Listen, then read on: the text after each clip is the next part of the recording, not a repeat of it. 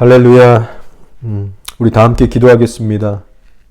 살아계신 하나님, 이 시간 진리의 말씀을 우리에게 들려주시고 성령께서 각 사람의 심령 가운데 말씀하시고 역사하셔서 우리가 회개해야 될 것들을 깨닫는 시간 되게 하시고 또 버리는 시간, 결단하는 시간 되게 하셔서 우리 안에 예수 그리스도만 충만하게 살아나시고 통치하실 수 있는 그 귀한 심령의 변화들이 있게 하여 주시옵소서.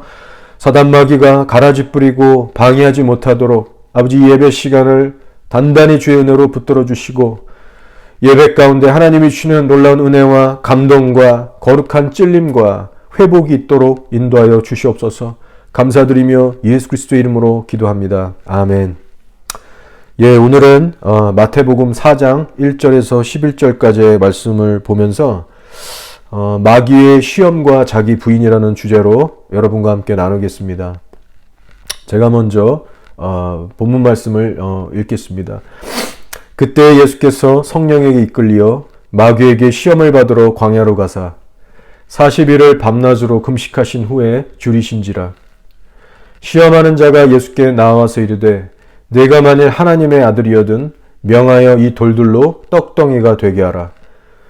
예수께서 대답하여 이르시되 기록되었을 때 사람이 떡으로만 살 것이 아니요 하나님의 입으로부터 나오는 모든 말씀으로 살 것이라 하였느니라 하시니.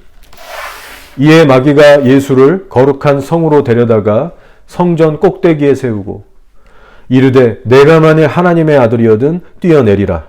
기록되었을 때 그가 너를 위하여 그의 사자들을 명하시리니 그들이 손으로 너를 받들어 발이 돌에 부딪히지 않게 하리로다 하였느니라. 예수께서 이르시되 또 기록되었을 때 주 너의 하나님을 시험하지 말라 하였느니라 하시니. 마귀가 또 그를 데리고 지극히 높은 산으로 가서 천하 만국과 그 영광을 보여 이르되 만일 내게 엎드려 경배하면 이 모든 것을 내게 주리라. 이에 예수께서 말씀하시되 사탄아 물러가라. 기록되었을 때 주 너의 하나님께 경배하고 다만 그를 섬기라 하였느니라. 이에 마귀는 예수를 떠나고 천사들이 나와서 수종드니라. 아멘.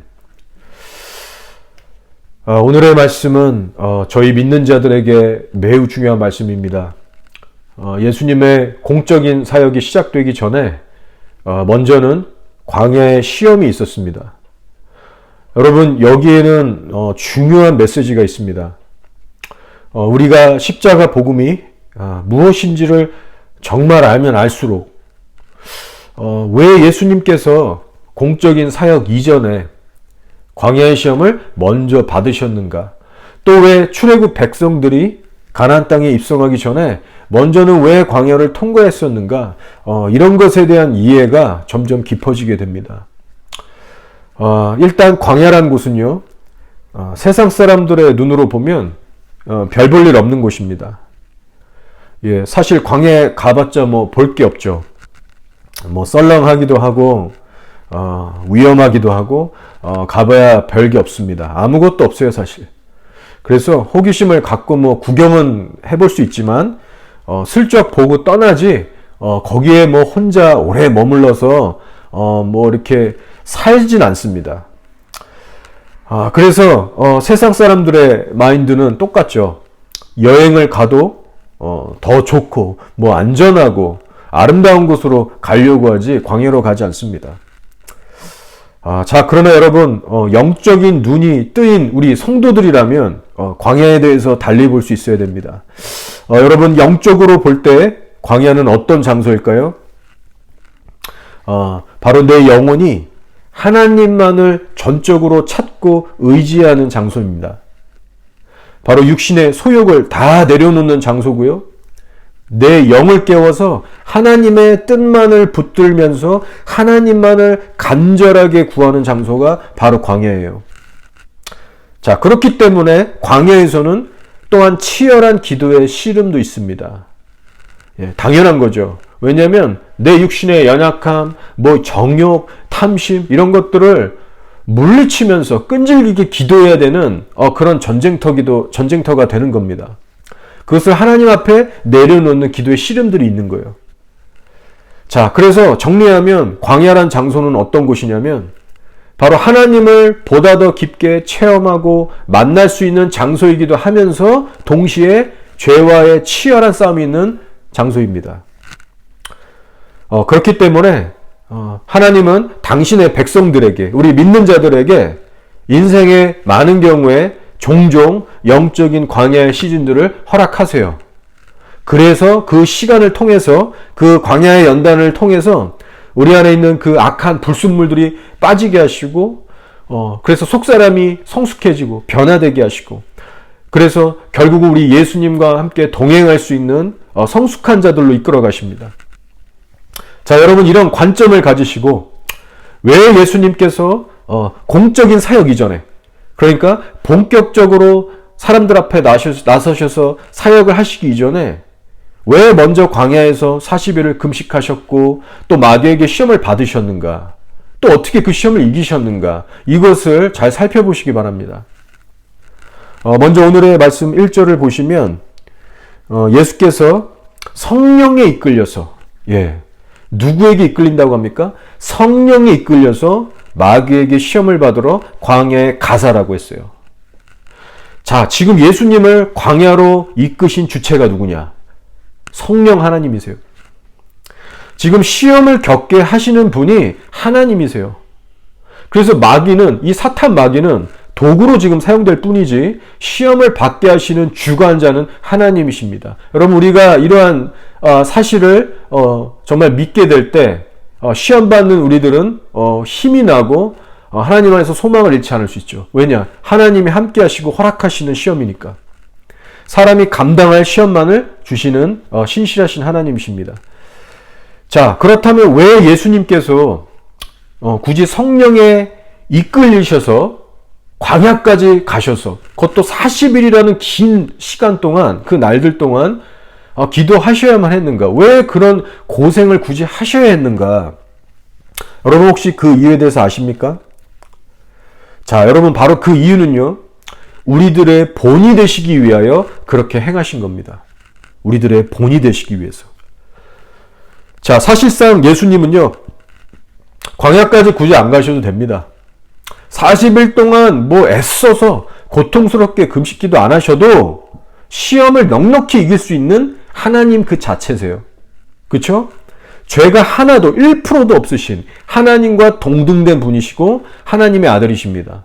신성이 넘쳐났어요. 그래서 우리 귀신들도 예수님 막 다 알아보고 막 축사되면서 이는 지극히 거룩한 자이시다, 존귀한 자이시다, 다 알고 벌벌 떨었습니다. 자, 그래서 우리 예수님은요, 언제든지 어떠한 장소에서든지 마귀를 제압할 수 있는 신성과 능력, 거룩, 이런 걸 이미 다 갖추신 분이세요. 그러니까 굳이 40일을 금식기도 안 해도 능히 시험을 이길 수 있는 분이셨다는 겁니다. 자, 그렇지만 바로 우리들에게 본을 보이시기 위해서 금식기도를 굳이 40일 동안 홀로 광야에서 하셨다는 거예요. 자, 그렇기 때문에 여러분, 이 예수님께서 금식하신 이 모습 속에서 여러분, 우리가 어떤 메시지를 발견할 수 있을까요? 하나님께서 이 모습을 통해서 우리에게 주시는 메시지가 뭐라고 생각하세요? 그것은요, 완전한 자기 부인입니다. 완전한 자기 부인이에요. 여러분, 예수님께서 자신이 원하는 뭔가를 하나님으로부터 얻어내기 위해서, 자기 어떤 원함을 위해서 그러려고 40일 동안 금식기도 하신 게 아닙니다. 그러나 오늘날 많은 사람들은요, 뭔가를 얻어내기 위해서, 자기가 원하는 뭔가를 받기 위해서, 받아내기 위해서 금식기도 하고 매달릴 때가 많아요. 그러나 우리 예수님은 그런 목적으로 기도하신 게 아닙니다. 오히려 자신을 비우기 위해서 예수님은 금식하셨어요. 그것도 완전히 자신을 낮추시고 비워서 철저하게 100% 하나님 아버지께 그 순복하는 모습을 보여주신 겁니다. 이것은 곧 완전한 자기 부인의 본을 보여주고 계신 거예요. 그래서 우리 실제 40일의 기간 동안 예수님 안에 있던 그 인성을요, 예수님은 신성만 있는 게 아니라 인성도 갖고 계셨죠, 우리처럼. 이 연약한 질그릇, 이 육신의 인성을 극도로 절제하셨습니다. 그래서 예수님도 밥 안 먹으면 배고프고 고통스러우셨거든요.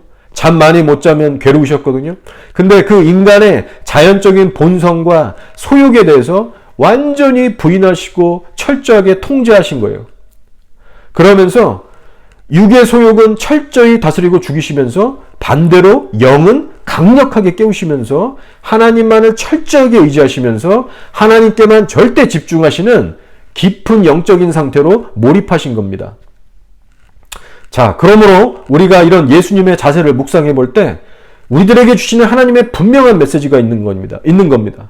바로 예수님을 믿고 따르는 너희들도 이처럼 해야 한다. 예수처럼 너희 자신을 부인하고 비우고 살아야 한다는 거예요. 자, 여러분, 현재 여러분은 어떻게 살아가고 계십니까? 하나님께 뭘 자꾸 달라고 떼쓰고 원하는 그런 기도를 주로 하세요? 아니면 오히려 내 자신을 낮추고 비우는 그런 광야에서의 어떤 치열한 싸움들이 있습니까? 기도의 어떤 씨름들이 있습니까? 여러분, 우리 그리스도인의 삶은요, 세상 사람들과는 반드시 구별될 수 있어야 됩니다. 자, 세상 사람들에게는요, 자기 사랑이나 자아 성취가 죄가 아니에요. 세상에서는 그게 죄가 아닙니다. 자기 자신을 스스로 믿어라. 그리고 개발해라. 스스로 가치 있다 여겨라. 그리고 이 땅에 그런 식으로 자기를 개발하고 자기를 이렇게 부가가치를 정말 이렇게 부여하면서 이 땅의 자원들을 계속해서 확보하면서 인생의 그 행복과 번영을 꿈꿉니다. 그러나 여러분, 우리 그리스도인들은요, 그 반대의 길을 걸어갈 자들이에요. 우리 자신을 포함해서 부패한 혈과육, 그 어떤 사람도 의지하지 않습니다. 그리고 내 자신도 신뢰하지 않기 때문에 내 힘과 지혜로 살아가려고 하지도 않습니다. 오직 하나님의 은혜와 인도만을 의지하면서 그 주권 앞에서 살려고 애쓰는 자들이에요. 그렇기 때문에 내 자아가 일어나서 내 인생의 주인이 되려 할 때마다 하나님 앞에 엎드려서 애통하고 기도의 씨름을 하면서 자신을 오히려 비우려고 하는 자들입니다. 자신을 내세우려고 하는 것이 아니라요. 따라서 저와 여러분의 삶에도 이러한 진실된 성도의 모습들이 있냐는 겁니다. 여러분, 오늘의 말씀을 통하여서 이 부분을 스스로 점검해 보시기 바랍니다. 자, 예수님께서 보여주신 40일의 금식 기도는 신앙생활에서의 본질적인 핵심이 무엇인가? 이것에 대해서 강력한 메시지를 주고 있어요. 다시 말씀드리지만 그것은 바로 자기 부인입니다. 여러분, 늘 제가 이 설교를 하지만 오늘도 이 본문 말씀을 주셨다고 믿고 다시 한번 이 기간에, 이 시즌에 여러분에게 지금 선포하는 거예요. 여러분, 예수님의 공적인 사역이 시작되기 전에 먼저 그분이 하신 것은 자기 부인의 본부터 부이셨다는 사실을 기억하시기 바랍니다. 이 관점을 가지고 모든 마태복음, 모든 사복음서를 한번 봐보세요. 여러분, 신앙의 핵심은 다른 것이 아니라 예수 그리스도 곧 하나님을 나의 생명과 뜻과 힘을 다해서 사랑하는 일입니다. 여러분들 이거 다 아시고 동의하실 거예요. 자, 근데 여러분, 자기 부인이 없이는요, 하나님을 진정으로 사랑할 수 없다는 거예요. 자, 여러분 무슨 말인지 이해하십니까? 한번 곰곰이 생각해 보세요. 여러분, 범사에 우리의 일상에서 하나님의 뜻과 나의 뜻이 같을 때가 많습니까? 아니면 서로 달라서 부딪힐 때가 많습니까? 전자예요, 후자예요? 바로 후자입니다. 목사든 평신도든 사람이면 다 매한가지입니다. 대부분의 경우에는 하나님의 선하신 뜻과 인간의 본성이 원하는 것은 정반대입니다. 자, 그럼 어떻게 돼요? 나를 부인하고 내가 원하는 것을 끊임없이 내려놓는 그 삶을 살지 않으면 주를 섬기고 사랑해 드릴 수가 없어요. 입술로만 주여주여 부인하게 됩니다. 입술로만 주여주여 하게 됩니다. 그래서 자기 부인이 없으면요, 주님에 대한 진실한 사랑이 이루어지지 않는 거예요. 그래서 우리 예수님께서도 뭐라고 말씀하셨냐면, 누구든지, 이 예외가 없어요. 누구든지 제 목숨을 구원하고자 하면 잃을 것이요, 누구든지 나를 위하여 제 목숨을 잃으면 찾으리라 하셨습니다. 여러분, 즉 너희가 나를 진짜 사랑하고 따르기 위해서는 너희 자신을 얻으려고 하지 말고 버리라고 말씀하시는 거예요. 너희 목숨을 구원하고자 하면 잃을 것이요 잃어버리면 찾으리라.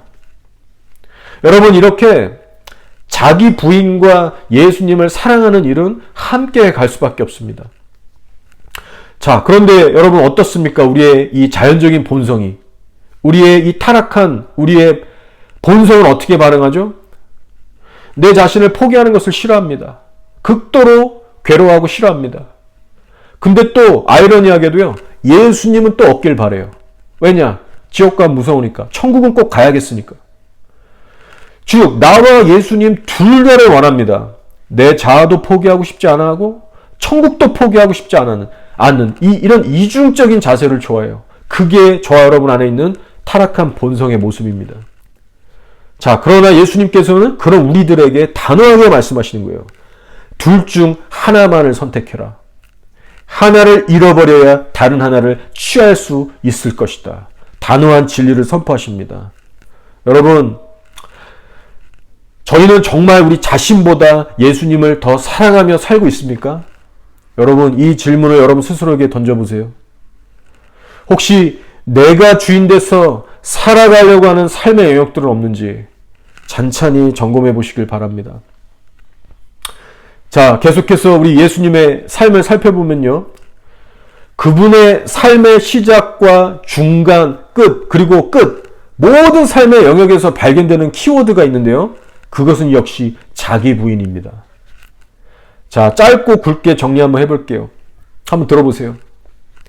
예수님은 자기를 부인하심으로 인간의 몸을 입고 이 땅에 내려오셨고요, 매사에 범사에 자기를 부인함으로 낮아지셔서 죄인들을 끝까지 품고 섬기셨고요, 자기를 부인함으로써 십자가에서 죽기까지 했습니다. 여러분, 이렇게 키워드, 핵심 키워드가 뭐냐면 자기 부인이에요. 이 자기 부인이라는 단어 하나로 예수님의 삶 전체를 설명할 수가 있습니다. 자, 그렇다면 이번에는요, 제가 한번 자기 부인이라는 말 대신에 사랑이란 말을 넣어서 다시 들려드릴 테니까 한번 들어보세요. 이것이 기가 막히게 의미가 같습니다. 예수님께서 세상을 사랑하셔서 인간의 몸을 입고 이 땅에 내려오셨고요, 죄인들을 사랑하심으로 끝까지 품고 섬기셨고요, 세상을 사랑하시기 때문에 십자가에서 죽기까지 하셨습니다. 자, 여러분 들어보시니 어떻습니까?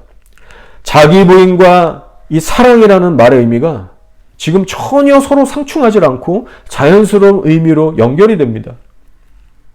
따라서 여러분 이런 결론이 나오게 되는 거예요. 자기 부인이 없으면 진정한 사랑도 불가능하다. 이것이 결론입니다. 자기 부인 이퀄 진정한 사랑이에요.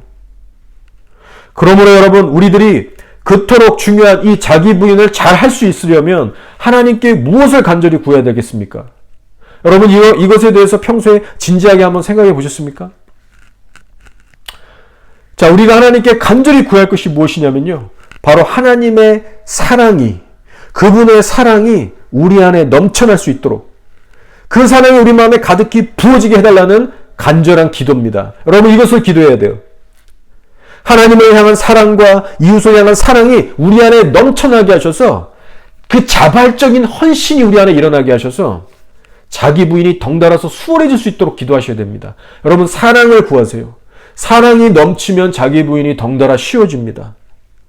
그래서 우리 사도 바울도 뭐라고 했냐면, 이 사랑의 은사가 제일 크고 위대하니 이것을 구하라고 했어요. 심지어 이 사랑은 천국에서도 영원히 간다고 했습니다. 이것이 제일 큰 거라고 했어요. 여러분, 저도 목사로서 이 사랑이 부족하다고 늘 느끼면서 이 부분을 간절히 늘 기도하고 있습니다. 많은 경우에 제 스스로 느껴요. 아, 나는 정말 사랑이 부족하구나. 제가 주님의 부르심으로 목사가 되긴 됐지만은 정작 사랑은 너무나 부족하구나, 이것을 느낄 때가 많습니다. 그리고 제가 확실히 아는 것은요, 기도가 없이는, 이것이 주님의 은혜가 없이는 절대 해결되지 않는다는 걸 알아요. 저의 타고난 본성이나 어떤 열심으로는 안 됩니다. 그래서 기도를 할 수밖에 없는 거예요. 주님, 제 안에 사랑이 너무 부족합니다. 하나님에 대해서도 부족하고 이웃에 대해서도 사랑이 너무 부족합니다. 그래서 제 안에 그런 어떤 부족함이, 궁핍함이 느껴질 때마다 하나님 앞에 이것을 그때그때 인정해드리면서 겸손하게 고백하면서 또 가슴 치면서 기도로 심는 거예요. 그 사랑을 더 부어달라고. 그리고 제 경험상 분명한 것은 제 안에 사랑이 부족하고 메말라 있으면요, 이 자기 부인도 잘 안 되더라고요. 이 둘이 정말 같이 간다는 것을, 함께 간다는 것을 경험적으로 느끼고 있습니다. 예를 들어서 여러분 이런 거예요. 내가 정말 하나님과 이웃을 정말 사랑한다면 그들을 위해서 내가 포기해야 되는 것들이 있을 것이고, 또 반대로 적극적으로 내가 애써서 해야 되는 것들이 있을 것인데, 그것들을 선뜻 못하는 내 자신을 가만히 들여다보면요, 결국은 제 안에요, 남들보다 하나님보다 내 자신을 더 사랑하려고 하는 그 본성이 역사되고 있는 것을, 꿈틀대고 있는 것을 제가 발견하게 됩니다. 그게 다 자기 사랑인 거예요.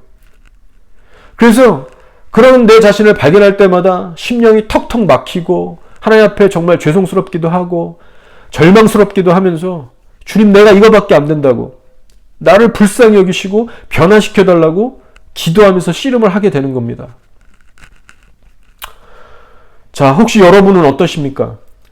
지금 여러분의 심령에 하나님의 사랑이 충만하게 부어지고 있나요? 여러분, 날마다 그 사랑으로 채워지시면서 여러분, 주님이 명하신 그 자기 부인의 길을 걸어가고 계십니까?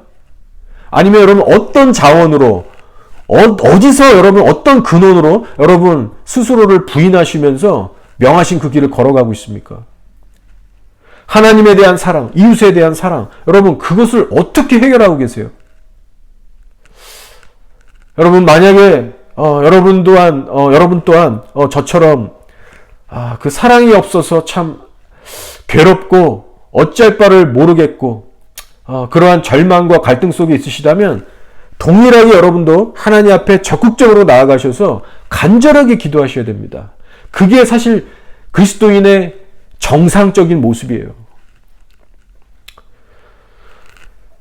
자, 스가랴서 4장 6절에 이런 말씀이 있습니다. 만군의 여호와께서 말씀하시되 이는 힘으로 되지 아니하며 능력으로 되지 아니하고 오직 나의 영으로 되느니라. 아멘.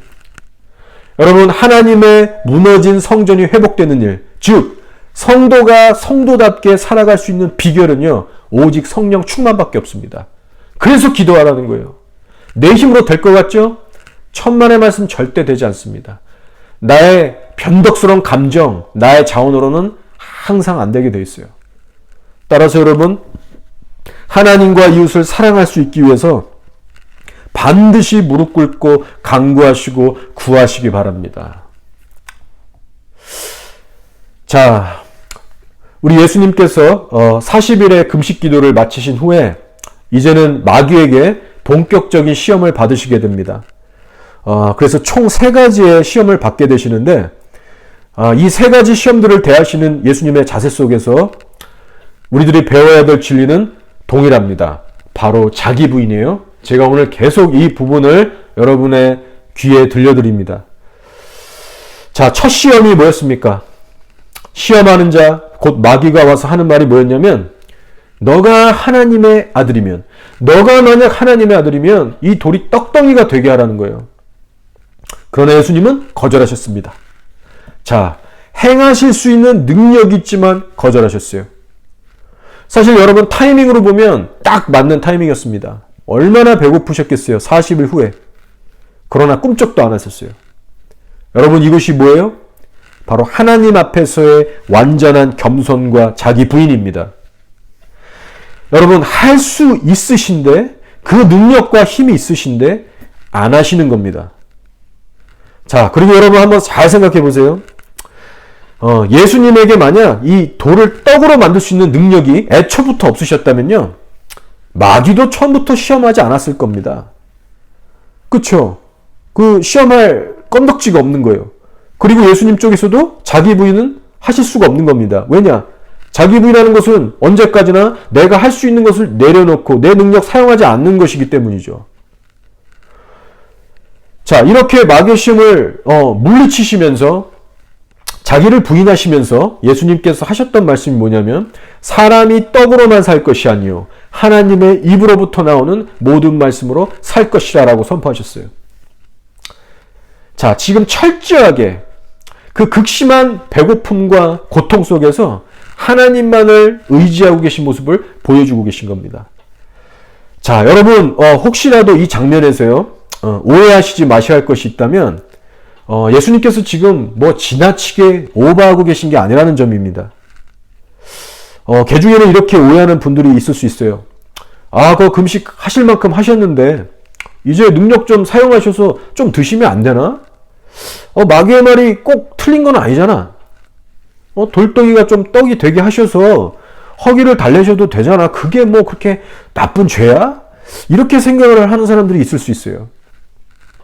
자, 그러나 여러분 기억하셔야 할 것이 있다면 지금 예수님께서 지금 어떤 상황이시냐면요. 마귀에게 지금 시험을 받고 있다는 거예요. 지금 시험 받고 있다는 거예요. 마귀가 뭐라고 접근했나요? 네가 만일 하나님의 아들이라면 돌이 떡이 되게 해봐라. 자, 여러분 이 마귀의 말을 한번 잘 주의 있게 살펴보시기 바랍니다. 혹시 이런 생각 해보셨나요? 예수님이 지금 하나님의 아들인 거를 그 사실을 마귀가 모르고 이런 유혹을 지금 하고 있을까요? 여러분 어떻게 생각하세요? 저는 그렇게 생각하지 않습니다. 여러분 마귀는요 100% 예수님이 하나님의 아들이신 것을 알았습니다. 그가 메시아인 것을 알았어요. 뭐 긴 설명할 거 없이 여러분 구약 때부터 예언되어 그 언젠가는 곧 온다는 그 메시아에 대해서 마귀는 반드시 알았고요. 벼르고 있었습니다. 그래서 예수님이 태어났을 당시에도 그 헤롯을 통해서 그쵸? 갓난아기들을 다 죽이려고 했던 사건도 그 배후엔 사탄이 조종한 겁니다. 사실 구약 쭉 내려가면 항상 그렇게 이스라엘의 씨를 말리려고 했던 것도 결국은 메시아가 오실 길을 막으려는 것이 포함되어 있는 거죠. 자, 아무튼 사탄은요 예수님이 하나님의 아들인 걸 알고 있었어요. 그러나 그럼에도 불구하고 네가 만일 하나님의 아들이라면 이런 말도 안 되는 떠보는 비아냥거리는 식으로 접근을 했다는 겁니다. 자, 그리고 두 번째, 마귀는 또 뭐를 알고 있었냐? 예수님의 능력에 대해서도 이미 알고 있었다는 사실입니다. 자, 예를 들어 돌을 가지고 떡을 만드는 이런 거, 예수님께는 그것이 누워서 떡 먹기라는 거 마귀도 알아요. 너무 잘 알아요. 그거를 몰랐을 리가 없습니다. 자, 그래서 정리하면은 뭡니까? 사탄 마귀는 예수님이 하나님의 아들이신 것도 이미 알고 있었고 돌을 떡으로 만들 능력이 있다는 것도 알았습니다. 자, 그렇다면 왜 마귀는 모른 척 연기하면서 네가 만일 하나님의 아들이라면 돌이 떡이 되게 해봐 이렇게 접근했을까요? 그 배후에 숨겨진 마귀의 전략이 도대체 뭐였을까요, 여러분? 자, 여러분 잘 들으세요. 그것은 바로 자아를 충동질해서 자아로 반응하게 하는 공격이었습니다. 자, 다른 말로 하면 하나님의 뜻이 아니라 나의 혈과 육, 즉 나의 자아로 반응하도록 우리의 마음과 생각을 찌르고 충동질하는 공격이었다는 거예요. 여러분 예나 지금이나 사탄은 이 동일한 수법으로 성도들의 마음을 요동치게 하고 격분하게 만듭니다. 여러분 생각해 보세요. 1%도 그럴 리는 없지만요. 가정을 해보는 거예요. 가정하에 예수님께서 만약 마귀의 말에 혹해서 그래? 야, 너 내가 누군지 이번 기회에 다시 한번 확실하게 각인시켜 줄게. 야, 기다려봐. 이러면서 능력을 확 쓰셔가지고 돌을 떡으로 만들었다 칩시다. 여러분 물론 가정이지만 그럴 일이 없지만 만약 그렇게 예수님께서 행동하셨다면요. 그 예수님의 행동은 하나님과는 전혀 상관없는 자신의 육에 속한 자에서 반응한 행동이라는 거예요.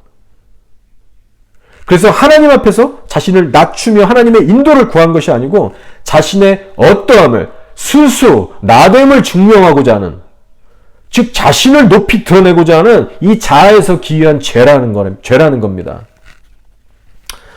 자, 그래서 예수님은요 이 마귀의 전략을 아셨기 때문에 철저히 자기 자신을 내려놓으신 거예요. 마치 자신은 능력 하나 없는, 아무것도 스스로 할 수 없는 무능한 존재로 치부해버릴 정도로 나는 오직 하나님의 인도만을 따르겠다. 이런 전적인 의존과 순복함을 보여주신 겁니다. 사랑하는 여러분, 저와 여러분이 바로 이러한 주님의 모습을 닮을 수 있어야 합니다. 예. 하나님 앞에서의 온전한 겸손과 자기 부인의 모습. 여러분, 이것이 주님께서 우리에게 원하시는 모습이에요. 여러분, 요란하지 않죠? 여러분, 그러나 오늘날 많은 사람들이, 우리 성도들, 우리 교인들, 목사들도 마찬가지고요. 이런 겸손과 자기 부인의 모습, 이런 것을 닮으려고 하지 않습니다.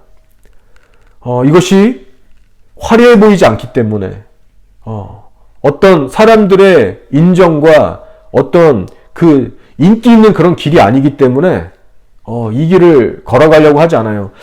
하지만 여러분, 이것이, 진리입니다. 우리는 반드시 이 길로 나아가야 합니다. 따라서 여러분, 사단의 늘 똑같은 전략에 요동치지 마시고 잠잠하시기 바라요. 사탄은 대부분 사람을 통해서 일하는데, 만약 누군가가 사람을 통해서, 그쵸? 사단이 어떤 사람을 통해서 여러분의 능력과 자질을 무시한다거나, 의심한다거나, 시험한다고 해도 여러분 거기에 반응하지 마시고 잠잠히 주님만을 신뢰하시기 바랍니다. 여러분이 만약 그렇게 반응하지 않으시고, 여러분이 만약 스스로를 증명하고자 스스로를 드러내려고 한다면, 여러분 그때는 사단의 덫에 걸리게 될 겁니다. 여러분 이 사실을 잊지 마세요. 그래서 하나님께서 여러분에게 주신 은사, 능력, 자원, 지혜, 그 어떤 것이 있을지라도 여러분 자신을 위해서 사용하지 마시고 드러내지 마시기 바랍니다. 그래야만 영적인 승리가 있을 것이고 하나님께 진정으로 영광을 돌릴 수가 있어요. 자, 이 첫 번째 시험 후에 두 번째, 세 번째 시험이 연달아옵니다. 그런데 이 모든 시험들의 본질은 동일합니다. 시험거리의 내용들만 살짝씩 다를 뿐이지 본질은 모두 이 자아의 반응을 이끌어내고자 하는 사단의 시험들이었습니다. 자, 두 번째 시험이 뭐였죠? 예수님을 거룩한 성 예루살렘 성전 위에 올려놓고 만약 너가 하나님의 아들이라면 뛰어내려봐라. 그러면 성경의 말씀처럼 천사들이 지켜줄 거 아니냐? 여러분 유혹합니다. 자, 첫 번째 시험과 마찬가지예요. 패턴이 비슷해요. 똑같아요. 사탄은요, 예수님의 권세와 능력을 다 알면서 또 이런 유혹을 했습니다. 자, 여러분 생각해 보세요. 마찬가지입니다. 예수님이 하나님의 아들이신데 천사를 부릴 능력이 없으시겠습니까? 마귀도 알아요. 물어보면은 귀찮은 거죠. 자, 사실상 그리고 우리 예수님은요, 천사의 도움 따위가 없어도 얼마든지 높은 데서 뛰어내리셔도 다칠 분이 아니십니다. 그쵸? 무리를 걸으시는 분이시고 풍랑을 잠잠케 하시는 분이시고 죽은 자를 살리시는 분이세요. 그런데 그깟 높은 데서 떨어진다고 다치시겠습니까? 자, 그러나 여러분, 우리 이 사탄 마귀, 우리가 아니죠. 이 사탄 마귀가 얼마나 악랄하고 집요한지 몰라요. 이 마귀의 수법은요, 집요할 정도로 반복됩니다. 그래서 우리가 한 번이라도 반응해서 넘어질 때까지 반복해서 끈질기게 유혹하는 거예요. 그래서 10번 유혹해서 한 번 넘어가면 된다는 식으로 덤비는 겁니다. 여러분도 이거 경험해 보셔서 아시잖아요. 근데 이놈이 우리 예수님께도 그렇게 접근했다는 겁니다. 자, 그래서 이번에도 역시 가정을 한번 해보겠습니다. 가정이에요, 가정. 만약 이때 이 두 번째 시험에서도 만약에 예수님께서 자아로 반응하셨다면 여러분 어떤 일이 벌어졌을까요? 그래, 마귀야, 너 내가 이 정도도 못할 줄 아냐? 너 나 무시해? 어이가 없네. 여러분, 예수님 자아가 불끈해서 확 뛰어내리셨으면요, 바로 하나님 아버지께 영광을 돌리는 것이 아니라 자기의 영광을 드러내시게 되는 겁니다. 자, 예수님이 뛰어내리는 순간 우리 하나님 아버지 뭐 하셔야 돼요? 야, 쟤 뛰어내린다. 천사를 확 빨리 보내서 예수님을 붙들어줘야 하는, 그래서 어쩔 수 없이 또 예수님을 마귀 앞에서 높여야 하는 일을 거들으셔야 하는 거예요.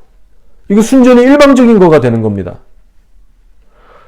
그때 천사들이 탁 예수님을 받쳐줘서 살포시 땅에 내려앉으면 마귀든 사람이든 그 장면을 보는 자들이 감탄할 거 아닙니까? 와, 저 예수님 진짜 대단하시다. 정말 하나님의 아들이다. 메시아다. 그러면서 예수님을 높이는 겁니다. 자, 그래서 여러분 이 두 번째 시험의 본질 역시 무엇이냐면 자아로 반응하지 않는 이 자기 부인을 하느냐 못하느냐의 시험이었다는 거예요. 그래서 이 시험에서 이기신 후에 예수님은 이렇게 마귀에게 말씀하십니다. 주 너의 하나님을 시험하지 말라. 자, 여러분 우리가 하나님을 시험하는 이유는요, 다른 것이 아닙니다. 우리가 하나님을 시험하는 이유는요, 우리의 정욕과 탐심을 버리지 못해서, 나의 자아를 버리지 못해서 저지르게 되는 죄입니다. 사랑하는 여러분, 하나님을 시험하지 않는 저희 모두가 되기를 바랍니다. 자, 그리고 여러분 마귀의 충동질을 받아서 극단적으로 뛰어내리는 것은요, 그러니까 이게 두 번째 시험에 관한 이야기인데요, 너 한번 뛰어내려봐. 하나님이 건져주실 거야. 하나님의 이름과 이런 것들을 들먹이면서 뛰어보라고 할 때 이것을 뛰어내리는 것은요, 결코 믿음의 행동이 아닙니다. 자칫 사람들이 오해해서 와, 믿음이 있어야 저렇게 과감하게 뛰어내릴 수 있지, 아무나 저렇게 못하지, 이렇게 오해하는 사람이 있을 수 있어요. 자, 그러나 여러분, 오직 하나님의 영광을 나타내기 위해서 하나님이 시키신 일이 아니면 마귀가 아무리 충동질을 해서 우리의 기분을 상하게 하고 어렵게 해도 잠잠하게 있어야 됩니다. 여러분, 특별히요, 이 성경의 말씀들에 대해서 무분별하고 치우친 적용을 경계하시기 바랍니다. 자, 이 두 번째 시험을 보시면요, 지금 마귀가 특별한 무기를 사용하고 있어요. 바로 성경 말씀입니다. 시편 91편에 있는 말씀을 인용하면서까지 예수님을 구체적으로 시험했다는 겁니다. 뭐냐면 하나님께서 천사들을 명하사 너의 발이 돌에 부딪히지 않게 붙들어 주실 거다. 이런 말씀이 실제 시편 91편에 나와 있습니다. 자, 그러나 여러분, 마귀가 하는 짓이 뻔하죠? 그 진리의 선한 하나님의 말씀을 시험의 도구로 삼아서 우리들로 하여금 치우치고 잘못된 적용을 하게 만든다는 거예요. 그러면 우리를 살려야 될 그 유익한 말씀이 오히려 우리의 영혼을 죽이는 독이 될 수 있다는 겁니다. 자, 오늘날도 마귀의 수법은 동일해요. 우리 성도들로 하여금 자신의 유익을 위해서, 자신의 뜻을 위해서 성경 말씀들을 보되 맹신적으로 여기저기서 골라 뽑아갖고 붙들게 하고 잘못 적용시키기 위해서 아주 그냥 낭패를 보게 합니다. 자, 물론 명분은 좋아요. 믿음으로 말씀을 붙잡는다고 하죠. 그러나 그 뿌리의 본질로 가보면 다 자기의 정욕과 탐심, 자기를 채우기 위해서 자기가 원하는 말씀들만 붙들고 잘못 적용하고 있다는 겁니다. 여러분, 그렇게 살아가는 사람들이 한두 명이 아닐 겁니다. 그러면 사탄의 놀이기가 되는 거예요. 따라서 여러분, 먼저는 자기 부인과 겸손함을 추구하시기 바랍니다. 그것이 여러분의 영혼에 분별력을 더해줄 것이고 마귀의 모든 시험으로부터 여러분의 영혼을 지켜주는 든든한 초석이 될 겁니다. 그래서 가장 중요한 것을 잊지 마세요. 우리가 수많은 말씀들을 알고 이해하고 외우는 것보다 훨씬 더 중요한 것은 하나님의 영광만을 사모하는 그 겸손한 마음, 그 자기 부인의 자세를 갖추는 일입니다. 여러분, 이것을 가슴에 새기시기 바랍니다. 자, 마지막입니다. 세 번째 시험은 어땠을까요? 역시 마찬가지입니다. 마지막으로 높은 산으로 데려가서 예수님께 천하 만국의 영광을 보여주면서 내게 절하고 경배해라. 그러면 이 모든 것을 내게 주리라. 한마디로 해서 우리 세상의 돈, 명예, 권력 전부를 준다고 유혹했습니다.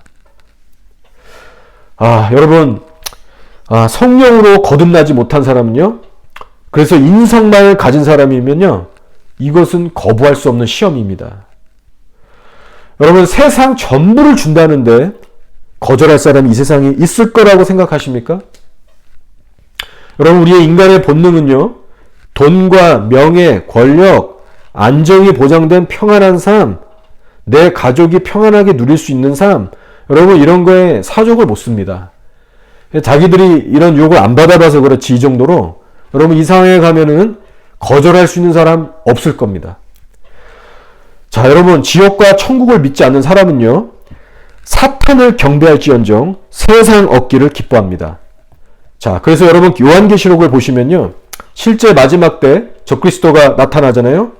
그래서 막 그 거짓 선지자와 함께 막 기적을 행하고 막 불이 하늘에서도 내리게 하고 뭐 죽다 살아나는 그런 뭐 기적도 일어나고 하여간 그래서 당근과 채찍을 겸한 그 권력을 막 부리면서 세상을 막 흔들 때 성경에 뭐라고 되어 있냐면요. 생명책에 기록되어 있지 않은 자들은 그 짐승을 보고 놀랍게 여기며 누가 이 짐승과 같으리요? 여러분 이런 감탄을 하면서 경배하고 섬긴다고 성경에 기록되어 있습니다. 자, 여러분 이것이 현실이라는 거예요. 억지로 적그리스도를 섬기는 자들도 뭐 있을 수 있겠죠. 그러나 확실한 건 많은 사람들이, 세상의 많은 사람들 대부분은 그 양의 탈을 쓴 적그리스도를 좋게 받아들이며 섬긴다는 거예요. 자, 그렇게 할 때 자신을 따르는 그 수많은 무리들에게 적그리스도가 무엇을 베푸냐면 바로 사고 팔고 매매할 수 있는 짐승의 표를 줘서 이 땅에서 먹고 살게 해준다는 거예요. 자, 여러분, 그들을 뭐 큰 부자로 만들어주고 뭐 큰 걸 해주고 대단한 거를 베푸는 것은 아니겠지만 그래도 그 적그리스도를 많은 사람들이 따르게 된다는 겁니다. 자, 그러니까 여러분, 이 예수님을 유혹한 이 세 번째 마귀의 시험과 이 적그리스도의 행보를 한번 비교해 보세요. 여러분, 이것은요, 이 세 번째 시험은요, 엄청난 유혹인 겁니다. 그것도 사탄이 직접 나타나서 나를 경배하면 이 모든 천하의 부귀영화를 준대요. 여러분, 짐승의 표 줘서 뭐 먹고 살고 이 정도만 허용해주는 정도가 아니고 보이는 모든 거, 이 땅의 모든 거를 준다는 거예요. 이 땅의 왕으로 삼겠다는 거예요. 여러분, 이 제안을요 1대1로 하는 겁니다. 1대1로. 여러분, 이것은요 레벨이 다른 유혹인 거예요. 그래서 성령으로 깨어있지 않으면 누구든지 넘어갈 수 있는 유혹입니다. 그래서 여러분, 현실적으로 우리 왜 수많은 그 성령 충만했던 목회자들이, 그 하나님의 귀했던 사람들이 그 몇 푼 안 되는 돈 때문에, 또 그 알량한 명예 때문에, 또 그 쾌락 때문에 어떻게 무너지는지 보시면 감을 잡을 수가 있습니다. 자, 그래서 이 세 번째 시험은 엄청났지만 우리 예수님께서는 어떻게 하십니까? 우리의 본이 되시기 위해서 단호하게 마땅하게 거절을 하십니다. 뭐라고 하셨냐? 사탄아 물러가라. 기록되었을 때 주 너의 하나님께 경배하고 다만 그를 섬기라 하셨어요. 바로 세상과 하나님을 겸하여 섬기지 않는 단호한 자세를 보이셨습니다. 그렇게 마귀는 이제 예수님께 모두 완패해서 수치와 두려움 가운데 잠시 동안, 여러분 잠시 동안 물러나게 됩니다. 사랑하는 여러분, 오늘 우리가 살펴본 말씀은 저와 여러분이 어릴 때부터 교회에서 들어온 매우 익숙한 본문의 말씀입니다. 그렇죠? 자, 그러나 여러분, 우리의 실제는 어떤가요? 정말 철저한 그 자기 부인의 실제 삶이 지금 내 삶의 열매로 나타나고 있습니까? 저도 이번에 이 말씀을 묵상하고 준비하면서요, 자기 부인이라는 것이, 이것이 얼마나 우리 신앙생활에 있어서 엄청나게 중요한 핵심인가 다시 한번 깨닫게 됐습니다. 하나님을 진실하게 사랑하기 위해서, 영광을 돌릴 수 있기 위해서는 반드시 자기 부인이 있어야 하는구나. 또 그래야만 마귀와의 싸움에서도 완벽하게 승리할 수가 있구나. 끝까지 싸워서 승리할 수 있구나. 여러분, 이것을 깨닫게 됐습니다. 따라서 여러분, 오늘 우리가 이렇게 예배드리고 말씀도 듣고 늘 우리가 기도하고 신앙생활을 한다고 하면서 정작 내 자신은 내려놓고 살지 못하는 그런 모순된 모습이 있다면 여러분, 오늘 이 시간 회개하면서 결단하는 시간이 되기를 원합니다. 자, 이제 제가 말씀을 정리하고 마치겠습니다. 여러분, 우리 예수님께서는 하나님과 동등한 그 하나님 자체시기 때문에 능력과 권세가 엄청난 분이세요. 할 말이 말할 필요가 없이 이것은 자명한 사실입니다. 그래서 실제 복음을 전하시면서 사람들을 고치시고 살리실 때는요, 막 치유의 능력도 나가시고 축사의 능력도 나가시고 죽은 자까지도 살리시는 모든 능력을 다 사용하셨어요. 막 물과 바다를 움직이셨어요. 자, 그러나 여러분, 40일간의 금식 기간과 마귀의 시험을 당할 때는요, 자신의 능력을 1%도 사용하지 않으셨다는 거예요. 자신의 능력을 1%도 사용하지 않으셨다는 거예요. 그리고 이 예수님은 이 본을 통하여서 우리들에게 말씀하고 계십니다. 남을 섬기고 구원하고 고치는 사역의 능력보다도 훨씬 더 앞서야 할 중요한 것이 무엇이냐? 바로 내 자신을 먼저 하나님 앞에 내려놓고 부인하는 자세입니다. 이것을 말씀하고 계세요. 여러분, 이 단순한 진리 하나를요, 오늘 가슴속에 꼭 새기시기 바랍니다. 자기 부인의 훈련을 하지 않은 채 성도로서 살아가는 일 극도로 위험합니다. 극도로 불안한 겁니다. 자기 부인의 훈련을 하지 않은 집사, 권사, 장로, 목사의 직분 엄청나게 위험합니다. 여러분, 우리 스스로를 위해서 그것은 결코 좋은 것이 아닙니다. 그렇게 위험하고 무서운 일이 없는 거예요. 여러분, 오늘의 말씀은요, 저 같은 사역자에게만 주시는 말씀이 아니라 모든 성도들에게 주시는 말씀입니다. 따라서 혹시라도 이 자아 부인의 기준이 너무 과하다, 너무 극단적이다, 너무 세다, 여러분, 이렇게 마귀가 주는 미혹에, 거짓말에 미혹되지 마시기 바랍니다. 여러분, 마지막 때가 되면 될수록 복음의 물탄 메시지들이 홍수로 넘쳐날 겁니다. 홍수같이 넘쳐날 겁니다. 좀 더 쉽고 좀 더 편한 넓은 길로 수많은 사람들을 몰아가는 현상들이 더해질 겁니다. 그러니 여러분은 지금부터 성경의 기준을 정확하게 깨달으시고 그 말씀의 기준대로 살아가시기를 축원드립니다.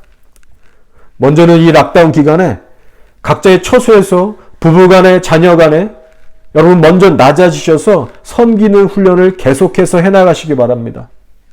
하나님이 깨닫게 하시는 성령의 빛을 통해서 여러분의 자아가 얼마나 순간순간 악하게 반응하는가를 깨달으실 수 있는, 그래서 그것을 고쳐나갈 수 있는 하나님의 은혜가 여러분에게 충만하기를 기도합니다.